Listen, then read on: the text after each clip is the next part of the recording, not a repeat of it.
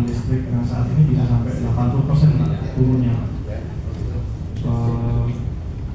Mobil saya itu hanya 140.000 kali 12, ini 1,5 Pak. Dibanding yang sebelumnya 7 juta kendaraan biasa. Tapi ini adalah salah satu contoh saja. Sebutannya adalah percepatan kendaraan listrik. Dalam rangka tentunya pemerintah tidak hanya melihat dari sisi pendapatan pajak, tapi bagaimana pemerintah masih impor untuk bahan bakar minyak dan gas. Minyak kita masih impor, Pak, dan gas. Jadi ini kan biaya yang dikeluarkan, devisa yang keluar itu mungkin dibandingkan, karena perhitungannya ada di atas sana, ya. Mungkin dibandingkan kita harus segera beralih ke kendaraan listrik yang secara efisiensi lebih tinggi efisiensinya dibanding dengan kendaraan konvensional. Bapak Ibu yang pernah di SMK-nya atau pendidikan menengah atasnya fisika gitu, IPA mungkin paham ya, tahu bahwa energi itu tidak bisa diciptakan dan energi tidak bisa dihilangkan.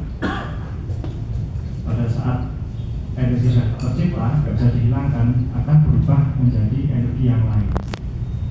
Nah, dalam konsep mobil konvensional itu, energinya dibakar dari bahan bakar, dibakar, kemudian menjadi gerak. Tapi ternyata tidak semuanya menjadi gerak, sebagian menjadi panas. Mungkin yang diusaha menjadi panas. Makanya mobil konvensional itu ada pendinginnya berupa radiator dan ada pengeluarannya, exhaustnya berupa knalpot. Bapak Ibu nggak akan pernah temukan radiator dan knalpot di mobil listrik. Nah, coba dicari. Karena hampir semua energi yang ditimbulkan karena dari baterai semuanya dikonversi menjadi energi gerak.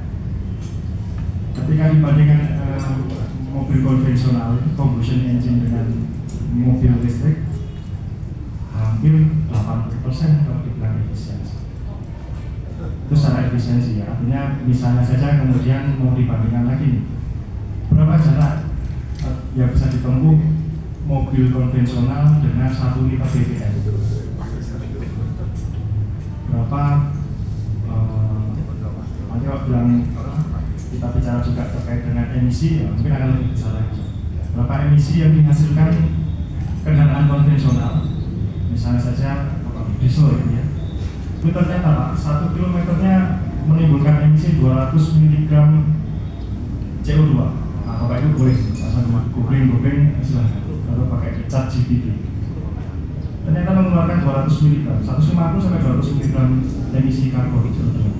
Itu tidak ada di kendaraan listrik. Nah, makanya mungkin itu yang juga menjadi pertimbangan percepatan kendaraan listrik ini tidak hanya ditinjau dari satu sisi pajak. Bahkan mungkin kalau Bapak sendiri Jakarta, pendapatan dari jalan tol pun mungkin berkurang pada saat tidak ada pembatasan ganjil genap dan sebagainya. Ini kan sedikit merubah konsep dari yang sebelumnya kendaraan konvensional, baik dari sisi pajak, baik dari sisi efektivitas, kemudian baik dari sisi emisi, dari ganjil genap dan sebagainya.